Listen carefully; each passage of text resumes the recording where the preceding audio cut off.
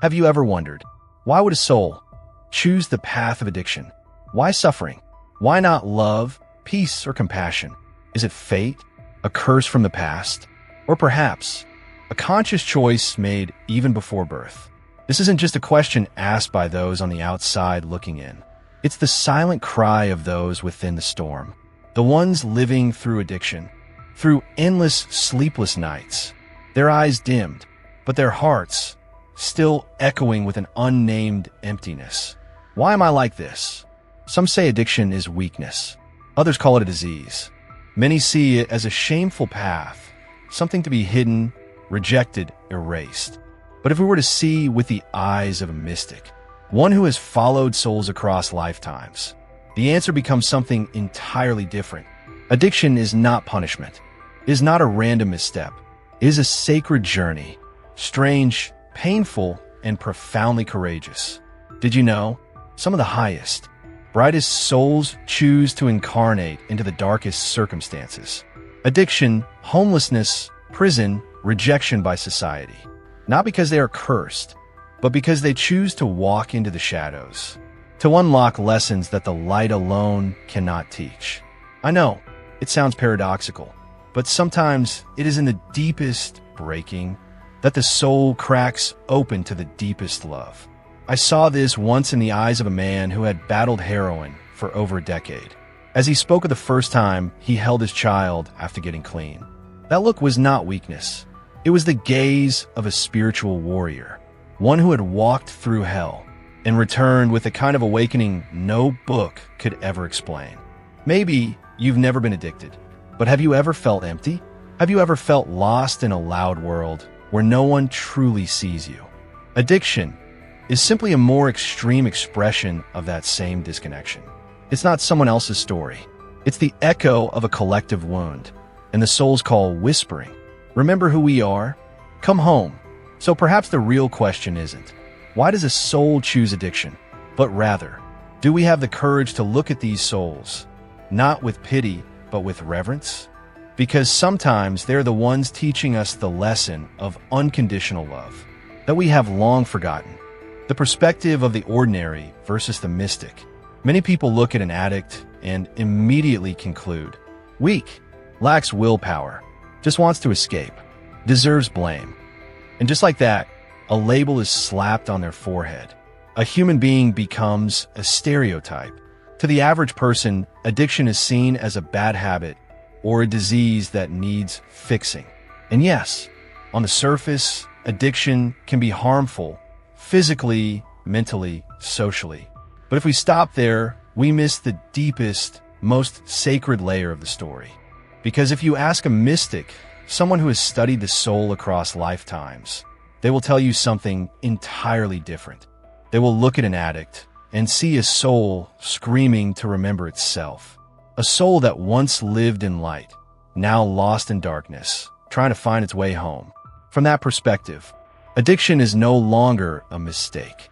It is a language, a sacred language of the soul when all other ways of expression have failed. It is the cry of a heart that is exhausted, lonely, and desperately yearning to reconnect with home, a place of peace, love, and wholeness.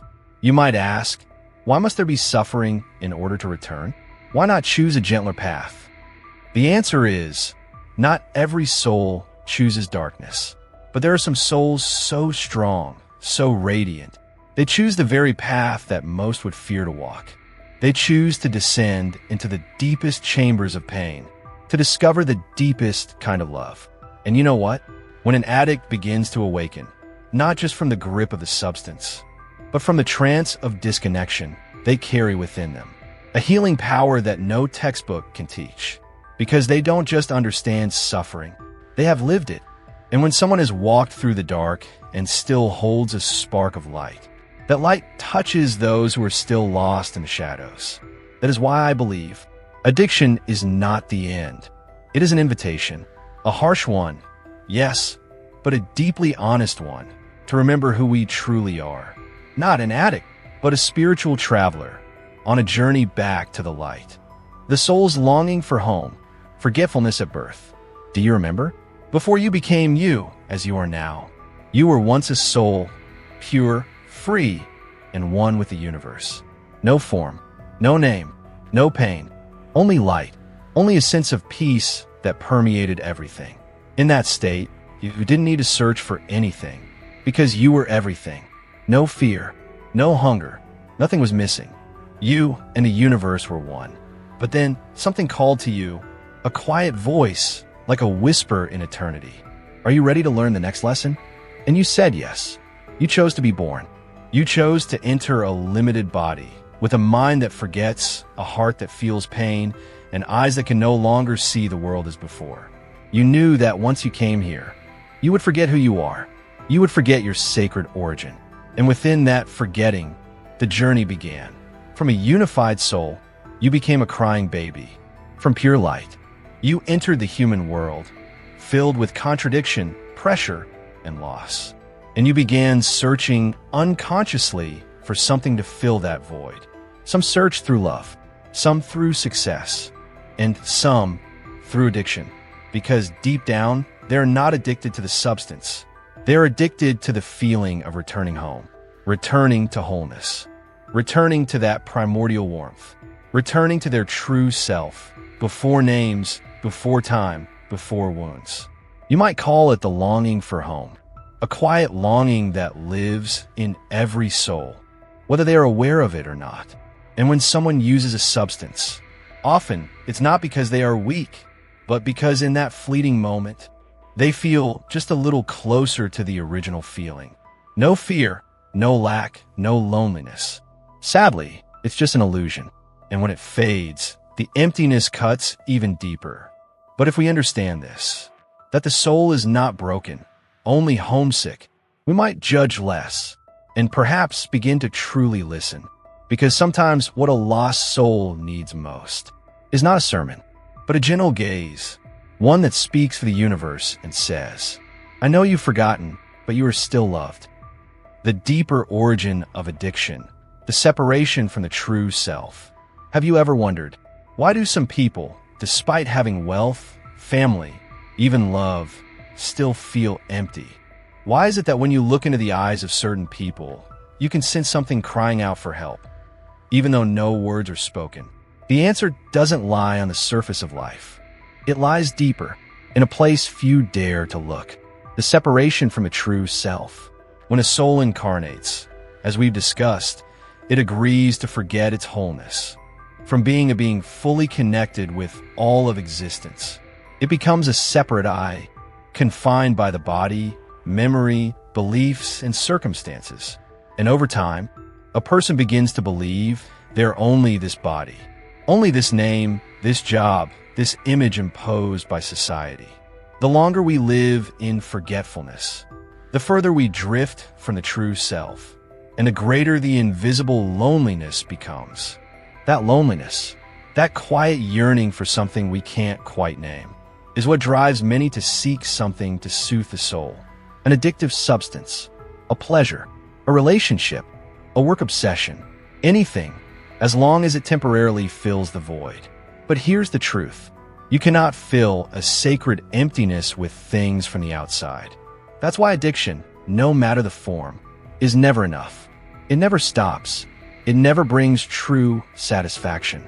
Because what people are really searching for is not the drug. It's a way back home, back to the true self, back to the I before it was wounded, fragmented, and forgotten. An addict is not weak. They're a soul, desperately and unconsciously, trying to reclaim what was lost, themselves. When you see it this way, they are no longer a social problem. They become a mirror, reflecting the deep disconnection the whole of humanity is experiencing. Because somewhere, somehow, we've all felt like them. And that's not something to be ashamed of. It's simply a reminder. You've strayed from your true self. It's time to come home. Why does the soul choose this path? Soul contracts. You may wonder, if the soul is light, is love, is pure wisdom, then why would it choose the path of addiction? Why would it place itself in the darkest, most wounded, most misunderstood and rejected place? The answer lies in a profound mystical concept. Soul contracts before a soul incarnates. It does not do so randomly. It chooses. It chooses a family. It chooses a context. It chooses the lessons. And sometimes it chooses pain, not because the soul is forced to, but because it understands that some lessons can only be learned in darkness. Like a seed, in order to sprout, it must first be buried deep in the soil. Cold, dark, blind, and yet, it is from that place that life begins. Some souls choose addiction not because they have fallen, but because they have signed a sacred contract to experience it. Not to be destroyed, but to understand compassion more deeply. To know what it feels like to be lost so that they may guide others. To experience judgment and then learn how to love without it. To be stripped of everything. And from there, learn to surrender the ego. A lesson many brighter souls still struggle to embrace. You may not believe this. I understand, because the human mind resists such truths.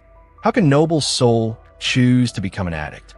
To lose all honor, all family, sometimes even their sense of self? And yet, it is an absolute loss that the soul is reborn. I once met a man, once homeless, addicted to drugs for over 15 years, who said something I will never forget. I had to lose everything to realize that what I was looking for was never outside. It had always been here, inside me. But I had to walk through hell to finally glimpse heaven. As he spoke, I didn't see an addict in front of me.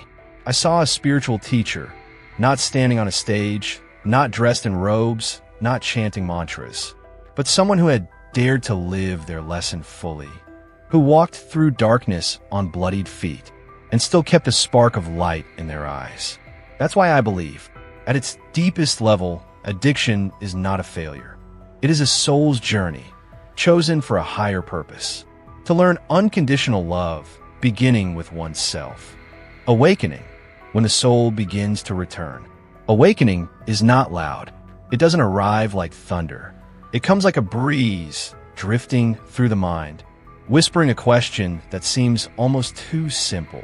What am I really searching for?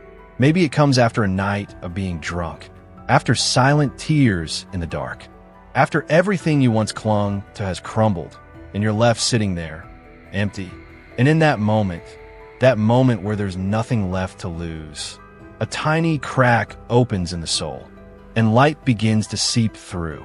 You no longer chase temporary highs. Instead, you begin to look inward. You start to see the wounds that were never healed, the memories left buried, the pain you once hid behind a mask of strength. And instead of running from it like before, this time you stop. You listen. That is when the soul begins to return, not by escaping reality, but by walking straight through it, with all its truth, its tears, and your quiet courage. You stop asking, how can I forget this? And start asking, how can I understand myself better? You begin to explore meditation, therapy, art, nature, meaningful connections. And every one of those small steps becomes a signal to the universe. I'm ready to come home. Healing doesn't happen overnight. Sometimes it's tiring, messy, painfully slow, but it's no longer a war. It becomes a reconciliation between the parts of you that were exiled and the part of you that's remembering the truth.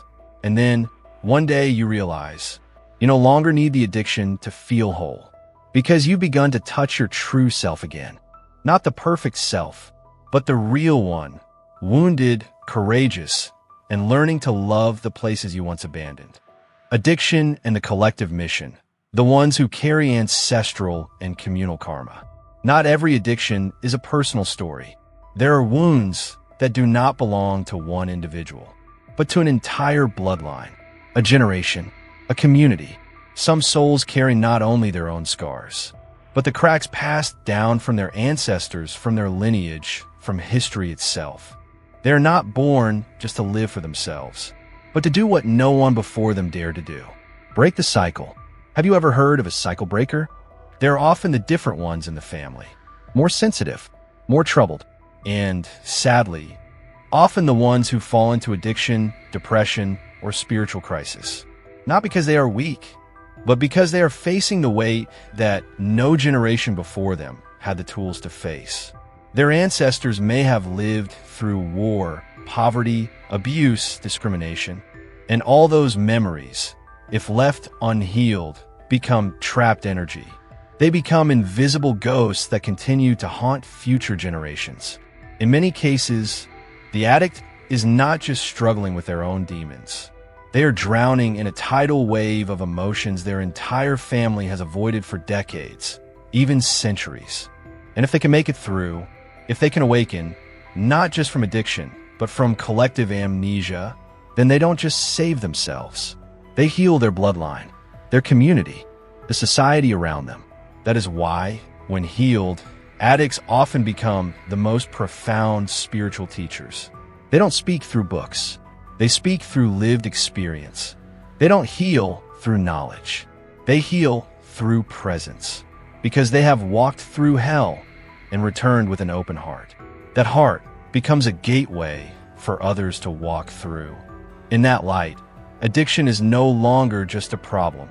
It is a collective mission, a courageous journey a soul volunteers to undertake, not just to save themselves, but to help humanity remember what it has forgotten.